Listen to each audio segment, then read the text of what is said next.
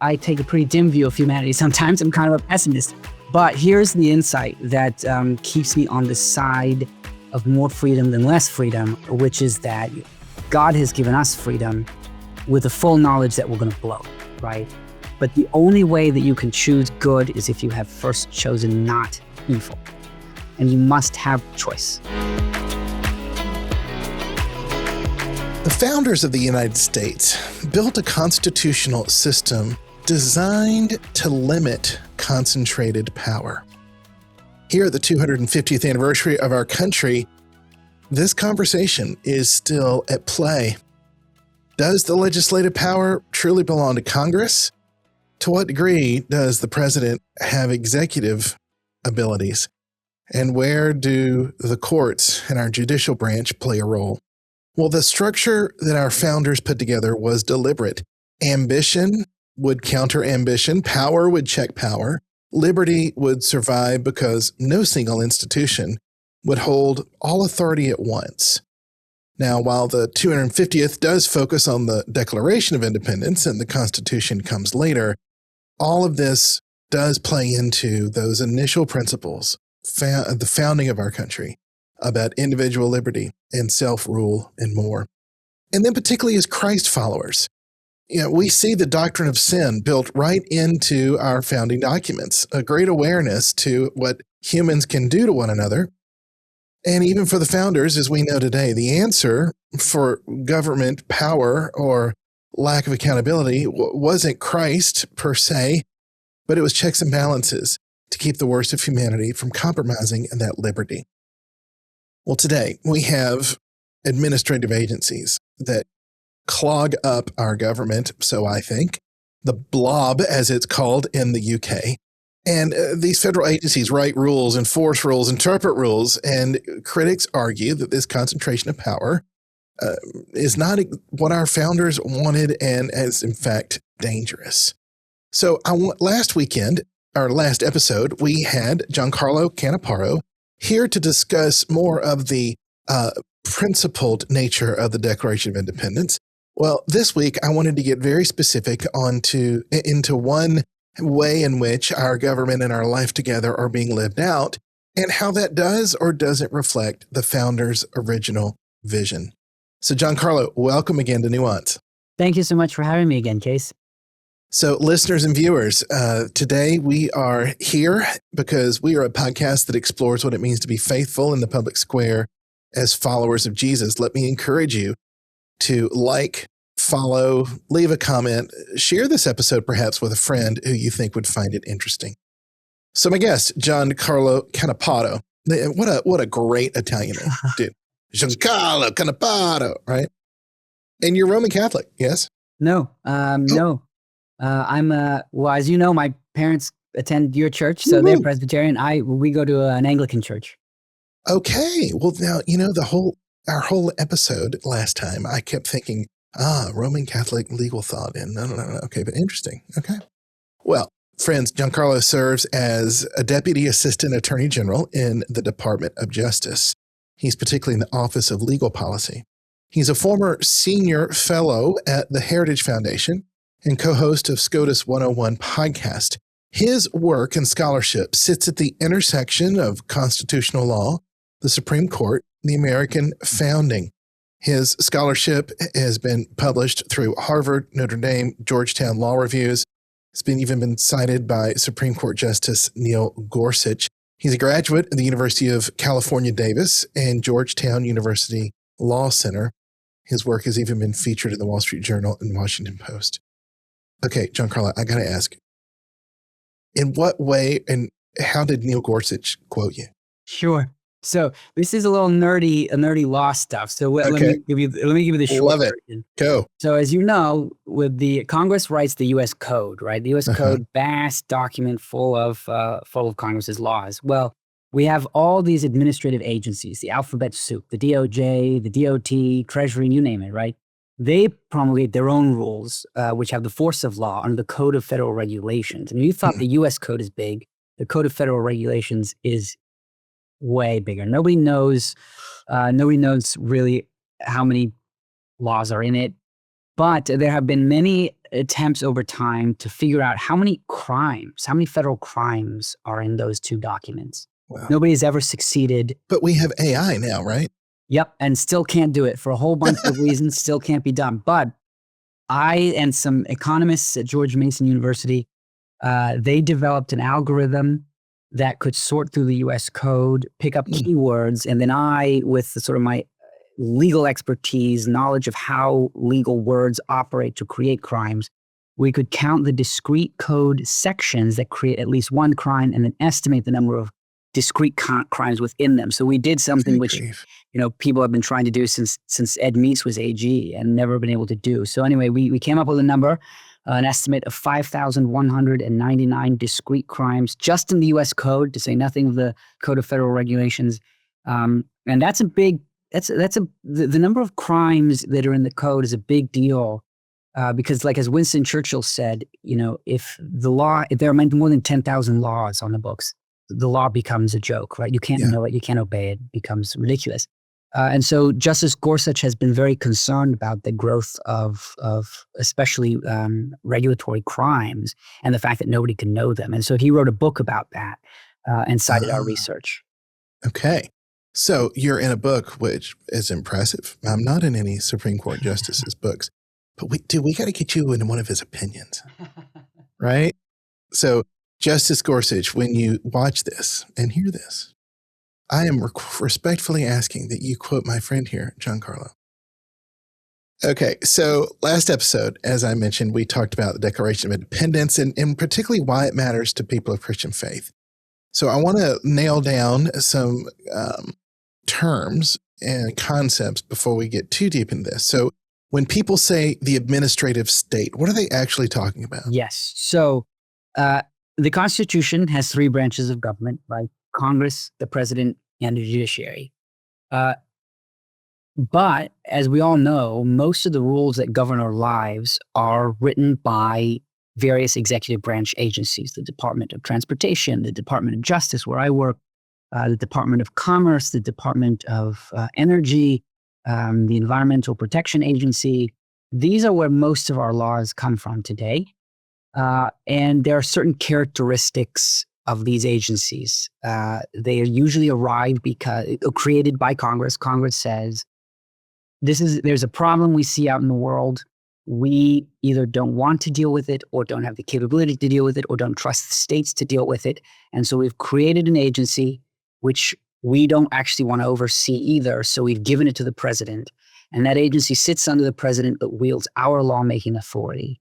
And thus all of these agencies are born. Mm-hmm, mm-hmm. And born and born and more born. So, how is that authority different from the constitutional structure the founders originally hoped for or designed? Yeah, so I'll give you the short answer, that the precise technical question, and then sort of the philosophical understanding what the founders were trying to do and how we've deviated. The short answer is the founders gave in Article 1 Congress certain enumerated powers, right? To levy taxes, to fund the army, et cetera, et cetera. And only those powers. And the founders' expectation was that Congress would wield those powers and only those powers. And that anything not given to Congress would be handled by the states.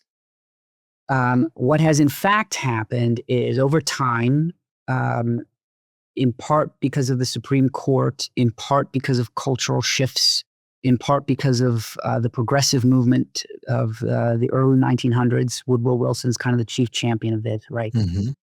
The idea that people should be governing themselves really falls out of favor. Woodrow Wilson derides the Constitution. He says the idea that these bumpkins should be governing themselves. It's not his direct quote, but that is very much the sentiment that he expressed. Well, I'm sorry to hear that because I often brag that, Woodrow Wilson was the son of a Presbyterian minister. And Woodrow Wilson was at Princeton. I'm afraid to say his father is not educating well. Well, when I went to Princeton Seminary, and by golly, we were quite proud of Woodrow, but the more I've learned, the less excited I've been. But go ahead. So what Woodrow Wilson wants, and he's very much an originator of this idea. He's a very influential academic, but he's also just following a trend which is happening in the world at this time, which is very much against the idea that people should govern themselves, very much in favor of the idea that there are sort of two types of decisions that are made in the world: political ones and just administrative ones, and that they don't actually overlap, and that you can trust all administrative decisions to a bunch of sort of enlightened experts, and they will just go and do whatever they want, and it will be good. And this was his view. I think, we all sort of understand now, especially coming out of the COVID pandemic, right? Administration and politics are always intertwined.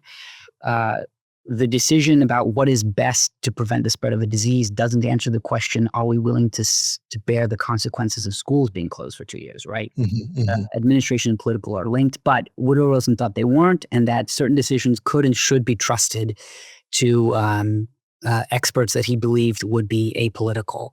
And so for somebody that's listening and this is a new thing, they're not familiar with this, give us an example of where a particular agency makes a rule that necessarily didn't come out of Congress and how that plays out. Absolutely. So great example, back in the day, George Washington at Mount Vernon, he's deciding what crops to raise, right? He probably raises wheat. He probably grows some amount of wheat. Now, he's probably not selling wheat, but he's got farm animals to feed. And so he grows a certain amount of wheat just for his own consumption. Is this true or hypothetical? It's probably true. What I'm getting to is a real case, a real Supreme Court case that comes up later. So he grows a certain amount of wheat just for consumption, never goes to the market. The idea to the founders that wheat would be subject to Congress's regulation would be just nonsensical. However, in the mid-1900s, the Department of Agriculture, I assume, decided, we need to control the cost of wheat across the entire American market. And so a farmer was growing wheat in much the same way, purely for private consumption, not selling it on the market. But the Department of Commerce said, hey, Congress has the power to regulate commerce. Or maybe this was a law by Congress, but I think it was a law by Congress. And Congress says, we have the power to regulate commerce. You can't grow that wheat for your private consumption because you're going to have knock-on effects of the nationwide wheat price. So stop that. Now, wouldn't it be more specific? You can grow it, but only within your state. You can't sell it over state lines? Well, what Congress says is this guy couldn't do it, period. Oh, okay. Because if he was just consuming wheat, he wasn't buying wheat. That affects interstate commerce. Okay. That would just be crazy to the founders. But the Supreme Court upheld that law. And said that Congress has the ability to regulate the consumption of, farm products on your private land purely for personal use, because it may affect interstate commerce. So that's one way in which we've radically expanded the federal government's power. This is now we're clearly speaking from a conservative legal perspective. And don't worry, I'll give friends. you the counter argument too. If you well, want. that's what I want to get to. But I want to say to our listeners, don't worry, we're going to get to how this applies to Christian faith. I promise. I would imagine before we get to the progressive point of view, your answer would be Congress needs to vote a law that says this is how much wheat you can grow or not, rather than just let an agency decide this? Actually, I would go a step further. I would say Congress doesn't have that power at all. Like when I read the Constitution, the delegation, the line in Article 1 that says Congress has the power to regulate interstate commerce, that doesn't mean to set prices of goods and services. That means to make sure that the states are not discriminating against each other, which was a legitimate concern when we had the Articles of Confederation before the Constitution. It means, to impose excise taxes or tariffs, as was the sort of common revenue-raising tool of the old days. But it doesn't mean a command and control economy of the sort that we didn't even conceptualize until much, much later. Interesting. Okay. Now, let's then get to the faith. Well, one more point. I want to really articulate the administrative state. There's even courts within agencies that will determine, the legitimacy or the justice, what is a just rule or way of interacting with citizenry and others that are impacted by these rules. Correct. There are these courts. Yes, they are. Yeah, they're courts of a sort. They're not Article 3 courts. These aren't federal judges in robes with life tenure. These are bureaucrats in the executive branch. In the executive branch, right? They answer to the president, and they adjudicate very particular claims.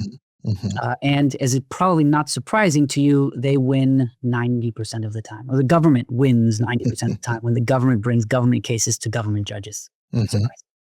Does an individual or corporation that comes up before these executive agency courts have the opportunity to go to the judicial branch for a hearing? Yes. Eventually, after years of litigation, you can appeal to federal courts.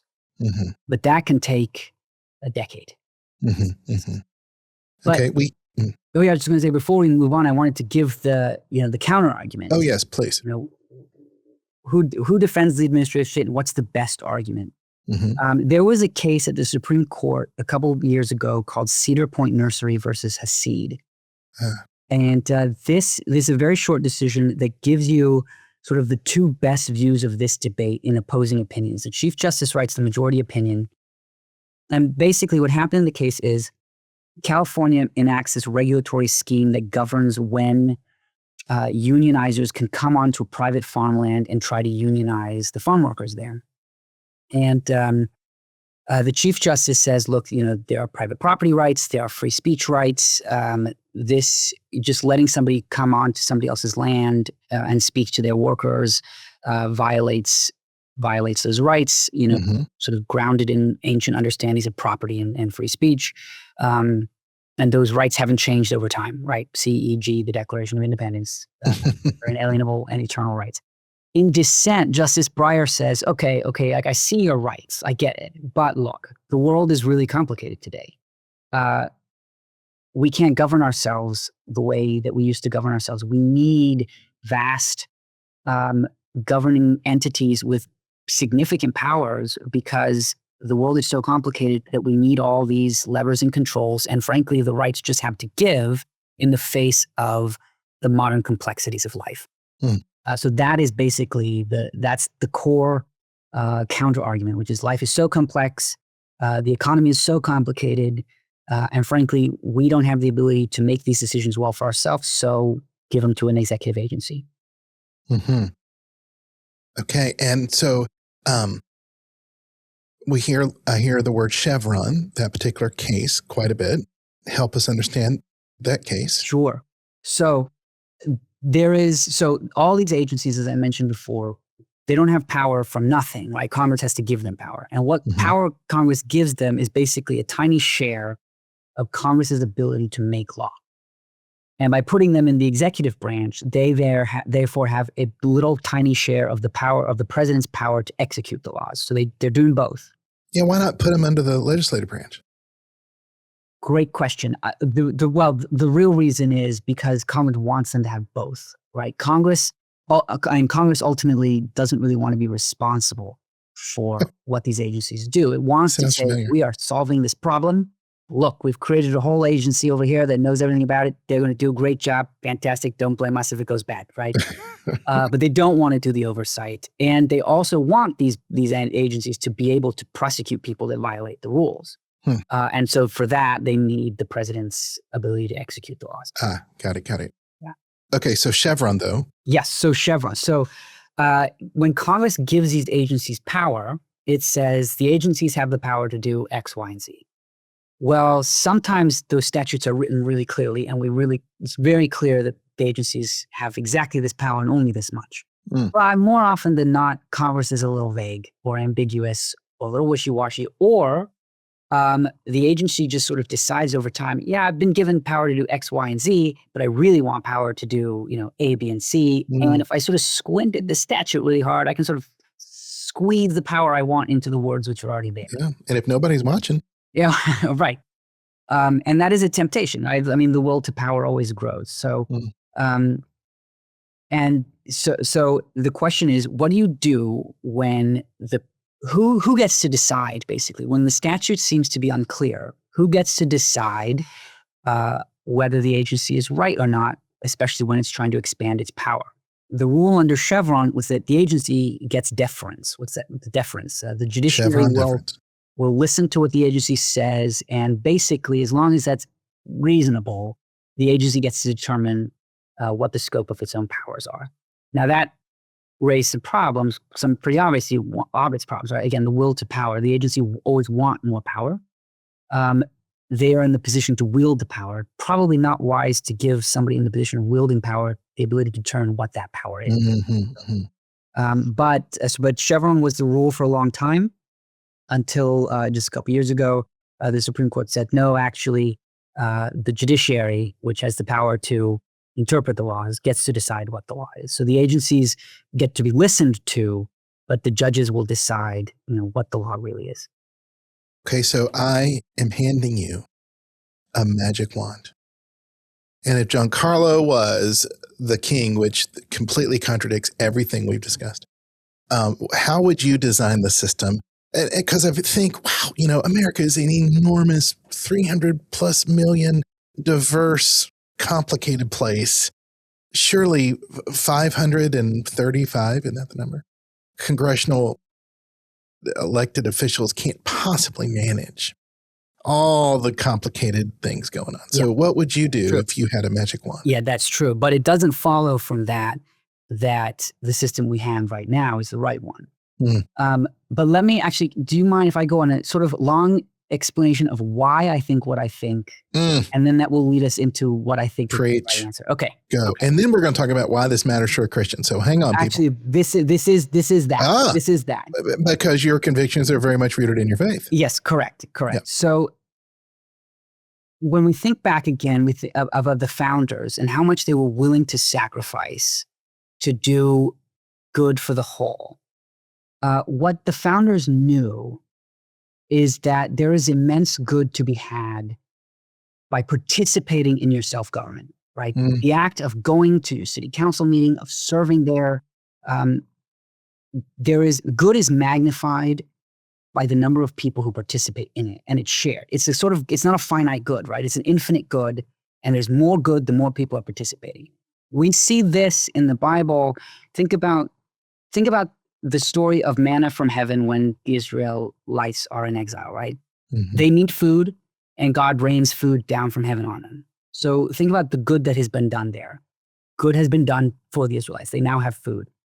But think about another scenario, playing off the story of the widow who gives a mite, right? Who gives her final mite to the poor box in the temple. She has given a mite, and eventually, let's say, the priest takes that mite and gives it to a poor person who is starving, right? The amount of good that has been done there is immense because she has given, and it is good to give. She's been faithful. The priest has taken the mite and in due faith given it to somebody who needs it, who now has food.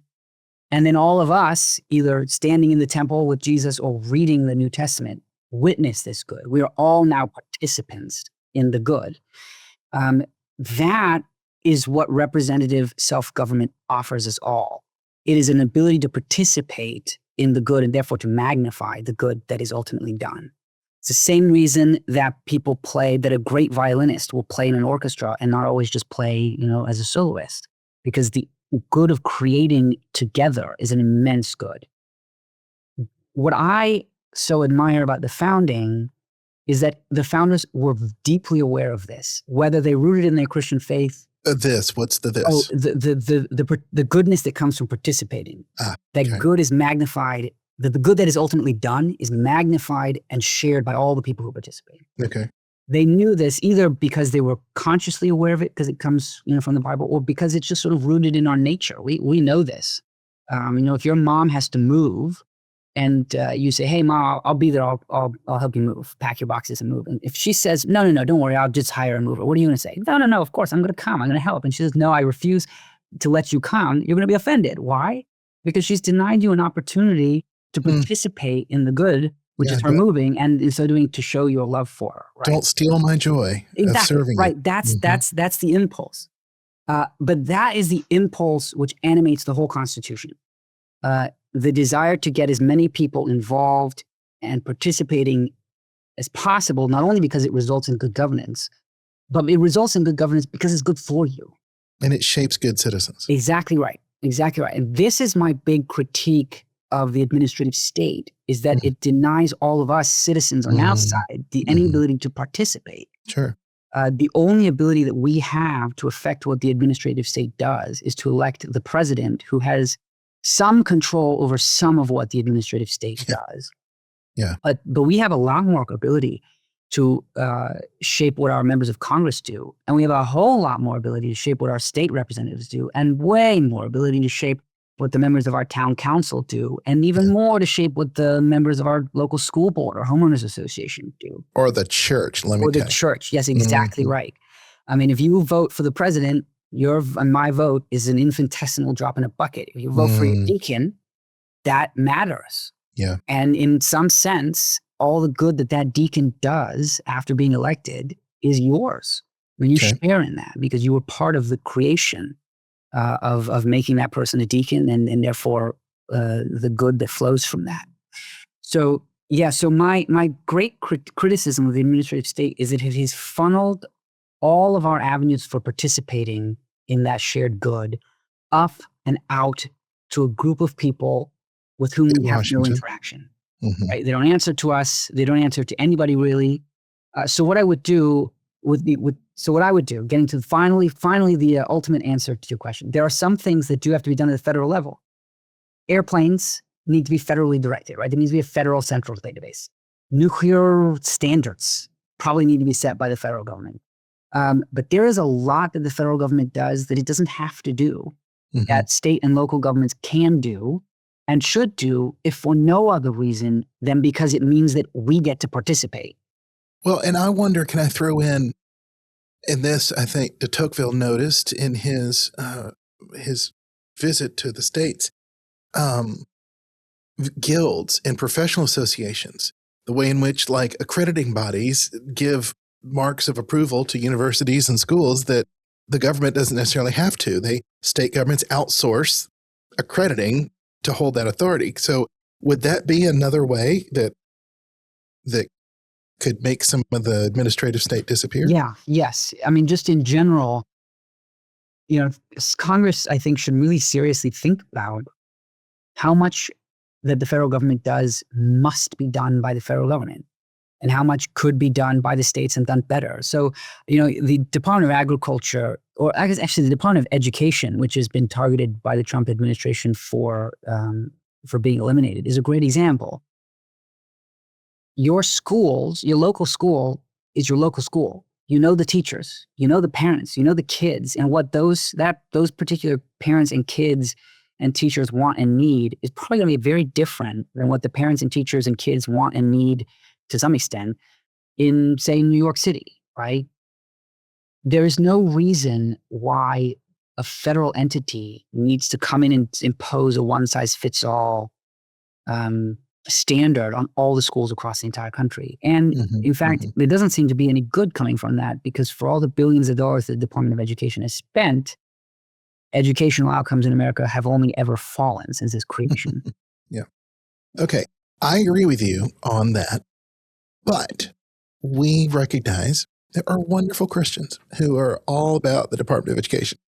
So now I want to shift to, well, why should this conversation and why should the degree to which we do or don't have a heavy administrative state impact our faith? And I want to think more of it also in terms of our witness and our ability as Christians to bear witness and lead in the public square. Yeah. So, I mean, one thing that we all know, if ultimately the goal of any Christian is to help to partner with God in the saving of souls, right? That's sort of our mission.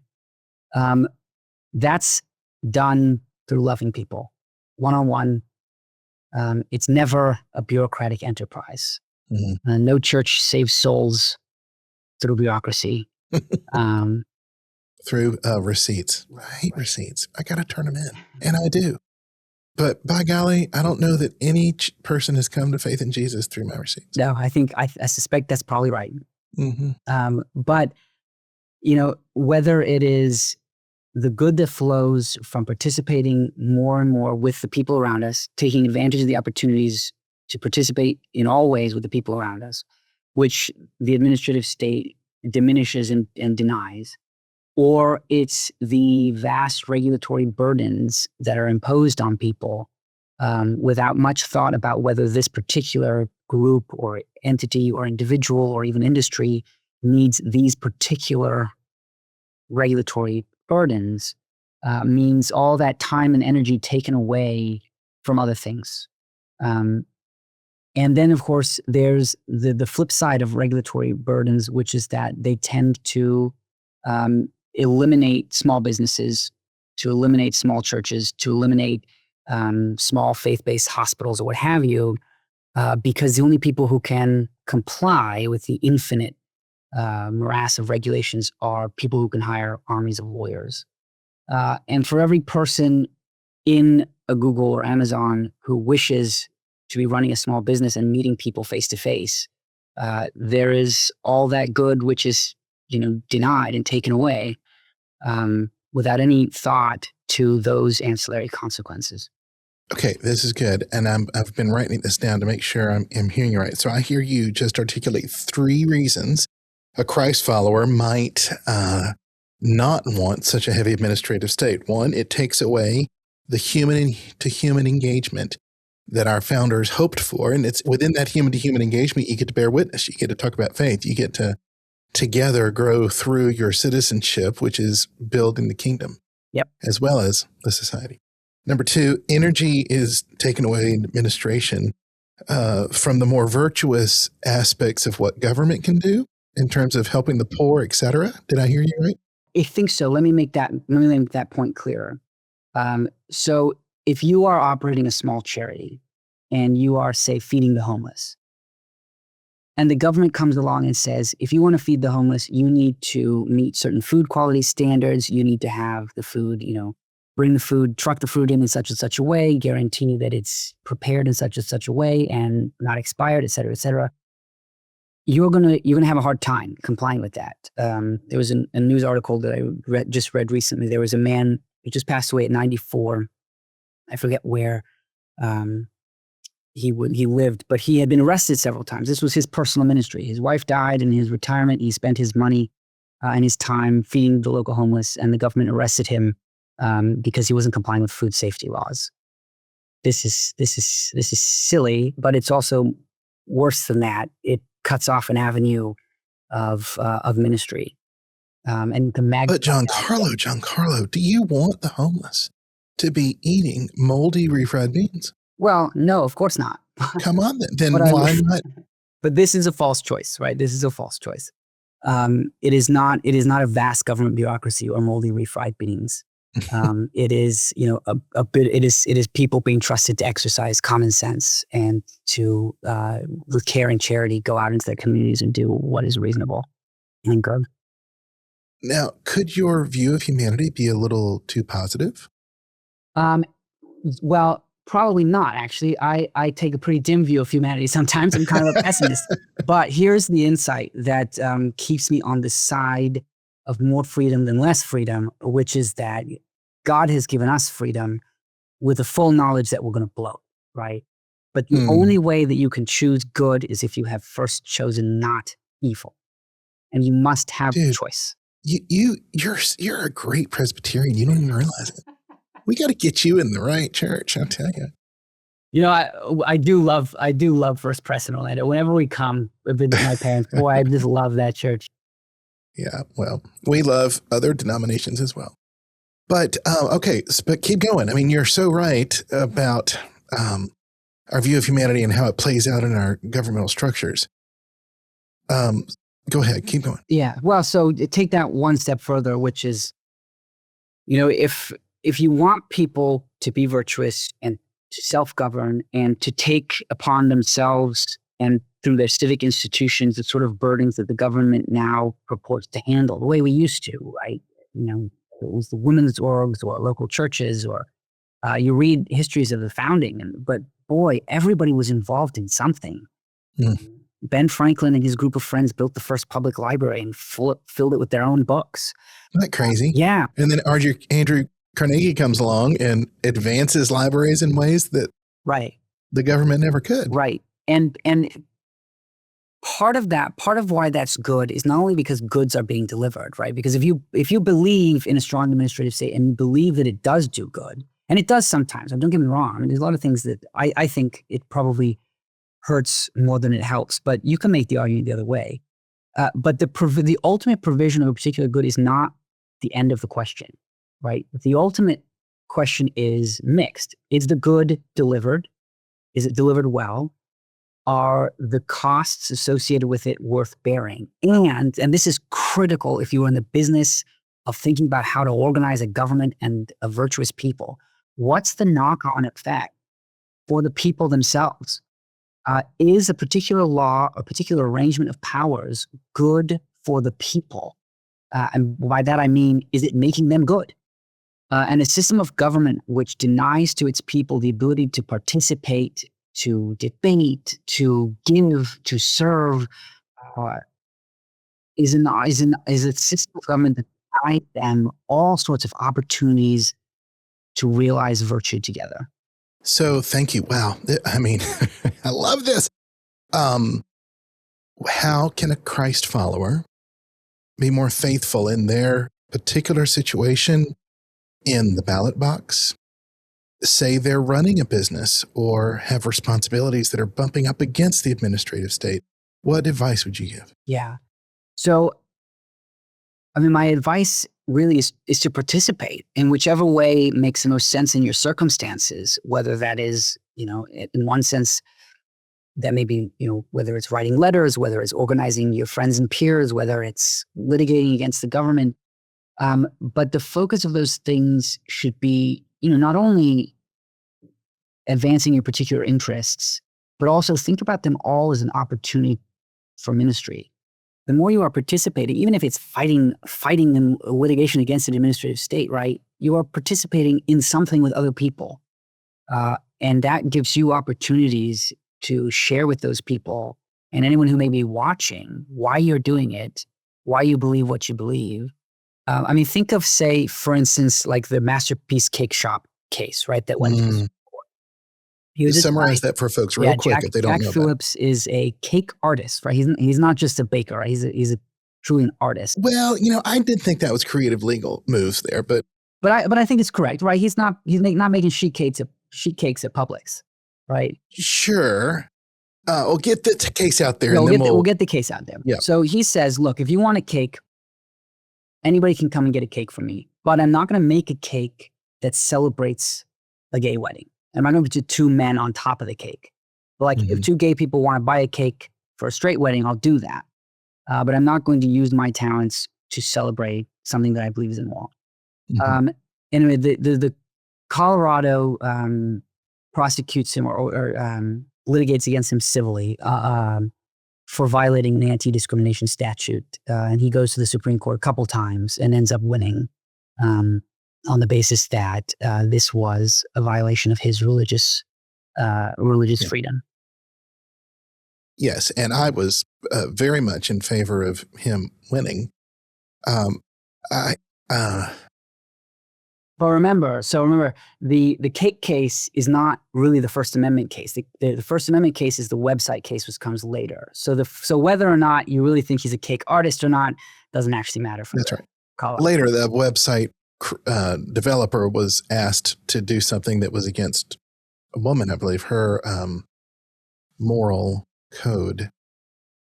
But yet the artist thing still wins. Now still carries. Yeah, but let me finish my thought, right? Okay. Which is that here we saw a Christian man fighting for his Christian faith in the public sphere. And it provided for Christians who agreed with him, here is, a figurehead who's willing to, take slings and arrows in the public sphere for his beliefs. And that gives people confidence. It gives him the ability to tell people what he believes and to share the gospel with them. It means, though, that he is under the gun and going to take more slings and arrows, but, such is our calling.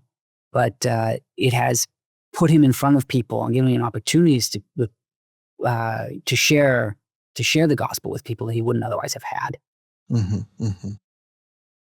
Well, I know as a pastor, I'm protected by religious freedom in terms of if asked to do a same-sex wedding, and I refuse to do that. I wondered, where does the line begin and end with the creative artist argument? Because, all right, you can't refuse to rent a hotel room to an African American because of is it equal access ideas. But between making a cake and renting a commodity, a hotel room, where in the middle is this line between where a vendor can be selective in their customer? Yeah, there's two lines here that the Supreme Court has drawn. The one is the line on race. And basically the Supreme Court has said, look, the 14th Amendment means that race just sort of is in a special category. You just don't get to do that. You don't get to discriminate on the basis of race if what you're doing falls within one of the many civil rights statutes that the federal or state governments have. But then there's the question of creativity, right? That line, I suppose that line is going to be fuzzy. I mean, it's pretty clear between, say, a hotel room and a website. In the website case, it was very similar to the cake case. It was a woman who made custom websites for weddings. The line that the court draws there is a certain amount of, and it's going to be fact dependent. I can't write it for you now in sort of a bright line fashion, but there is a test to sort of decide, is this really expressive? How much of yourself are you pouring into this? Is it custom or are you just sort of cookie cutter? And those are all factors that a court considers in determining whether really what's happening is you're selling a cookie cutter product or you are injecting some amount of your personal speech and artistry into the thing. Okay. Well, so have you finished your magic wand? Would you be so aggressive as to say, get rid of anything in the government that has the word agency on them? No. What I would do is, unfortunately, a magic wand won't do it. What you got to do. So in our last episode, we talked briefly about prudence, right? Prudence in the context of the Declaration, and prudence is, again, the ability, that virtue which lets you see far off in the distance the principles, the eternal principles of good at which you aim, and then considers the swirling world and circumstances you're in and figures out how to chart a course from here to there. So what's necessary with respect to the administrative state is for somebody of immense prudence, or many people of immense prudence, frankly, many people. We could call it a body of elected representatives. We could call it people in Congress. I don't know. But people of immense prudence to sit down and look at all of the authorities that every agency has and decide, is this agency, is what the agency does something which would bring more people more good if they were doing it locally and together? Is what the agency does something that is just sort of uniquely federal and must be done federally? So, for instance, I think a good example is like the standards for remediating nuclear waste. Probably something that ought to be done federally, right? Also, something that, if done federally, probably isn't going to hurt you and me in our towns very much, not having a say in it, right? I don't want to say in how to remediate nuclear waste. I'm not to be trusted, right? I don't. No. Is the thing which the agency has been given to do something that it is actually capable of doing well? There are many things that agencies do that they actually don't do very well. And then ultimately, if giving this particular authority to an agency, what effects does that have on our politics and on the souls of the people, right? So, for instance, one dynamic we haven't talked about is what happens to the president and the presidency when the president has, through his agencies, lawmaking power. So remember Obama's very famous line, "I have a pen and a phone. If Congress won't do it, I will." The impulse that any president faces especially when he wants to get reelected or he's worried about his legacy, is to do stuff, to do good stuff that he thinks is good and that will reflect well on him in front of the American people. If you tell the president, well, you're the executive, the Congress, the Constitution says you have the power to execute the laws, not the power to make laws, and then some national crisis comes up, what's his incentive? His incentive is not to say, oh, sorry, American people, I can't do anything about it. I don't have lawmaking power. He'd be crazy, right? He's going to say, I don't have this power by way of the Constitution, but by God, I'm going to do it one way or the other because Congress isn't, and I got to think about reelection. That's not good. It's not good for the presidency. It's not good for the president himself, whoever that happens to be. And it's not good for the American people to think about the president like a king, right? It's not good for them to think about the federal government as, and the president in particular, that one and only man, as the great problem solver. That's not good for the national character. It's not good for self-government. It's not good for representative republicanism. Okay, so this episode, we've done this great deep dive, jump in the rabbit hole on the administrative state. I hope listeners and viewers will appreciate in you, particularly an individual who thinks deeply and intentionally and Christianly, if that's a word, to bring one's full faith to the conversation and have it inform it along the way. And hey, whether you lean to the left or lean to the right politically, progressive, conservative, on whatever spectrum and issue we're looking at, that matters, and you do it well. Where did you get and how did you get and why do you want to do that well? That's a great question. I mean, in some sense, my parents have to have responsibility, right? I mean, they raised me, and whether they intended to or not, and I know in many ways they did, and probably in some ways they did not, they taught me to care about these kinds of things. And then, part of it, I think, too, it didn't necessarily, I wasn't always like this, I think. In some sense, I think my parents did a wonderful job of instilling in me certain virtues. I think chief among them probably what was especially as a kid, a hyperactive sense of justice, particularly when I was the victim of injustice. Well, of course. But I think over time, going to law school, I think focused that in a particular direction. To suddenly think about justice in terms not only of like, what do I get and what do I want and is it fair, but also like, how does the whole system of laws, the whole arrangement of laws and government inure to justice? But then Christianity provides a much richer sense of what justice is than Aristotle, right? Justice in Aristotle is like, what do you get? And Christianity teaches us that we owe to our fellow citizens a much deeper sense of justice. Ultimately, our duty to them is nothing less than doing whatever part God gives us to save their souls. We owe them an immensity of a duty. And that manifests itself in a lot of ways, not least of which is that nobody can be made good. They have to freely choose to be good. They have to freely choose God. And every time that you, that somebody in government or in a position of leadership denies to somebody else a choice on the basis that what's left for them is what's good for them, you run the risk of denying them a choice to choose good, forcing them down a path which they don't actually choose and which they won't actually believe. Sometimes, look, there's a line to be drawn, right? We don't let people choose murder so that they will choose not to murder, right?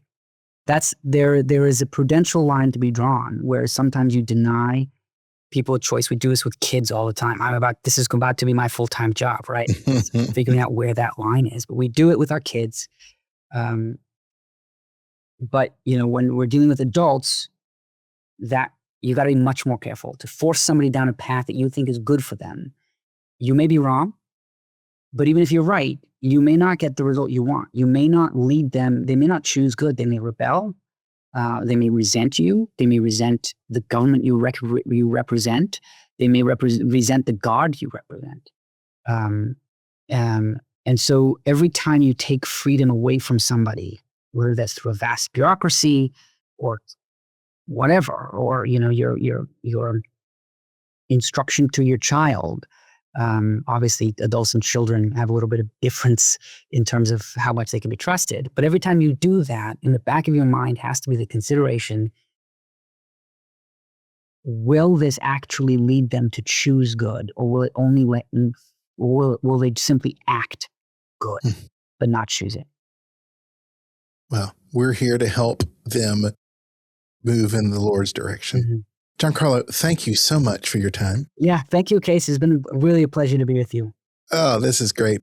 Friends, we're going to leave in our show notes a variety of links where you can read more of GianCarlo's legal scholarship, public lectures, interviews, etc. Well, these questions, friends, may feel abstract, but they're not. Our attempt here is to not only demonstrate people of faith, exercising that in a helpful way for the common good, but also for us to even pick at and dissect and understand our world and our country. Here at the 250th anniversary of the Declaration of Independence, these questions still remain very much alive. If this episode has helped you think more deeply about freedom, government, and the American experience, share this with someone who might need or want to hear it. The Collaborative creates content and unique experiences for Christ-centered professionals in the public square. Check out our website, wecolabor.com, wecolabor.com to see our work. Leave us your email, and we will send you Zeitgeist, our journal on faith, work, and culture. Many thanks to today's episode sponsor, Mike and Shandy Kelly. I'm Case Thorpe, and God's blessings on you.